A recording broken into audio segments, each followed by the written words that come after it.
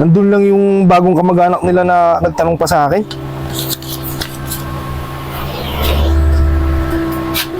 Opo.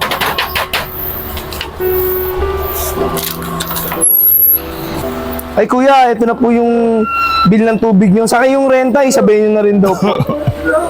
Ano yan? Opo. Ano yan? Uy, pumasok ka na ron. Ano yan?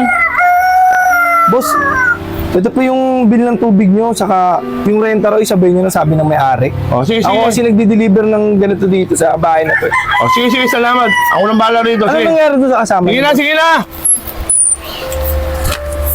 Sorry.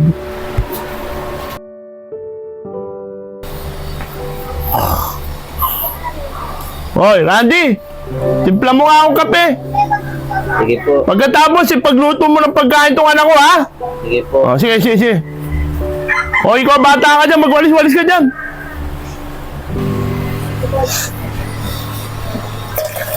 Kuya, gusto ko na makalabas dito. Ayoko na ng ganito.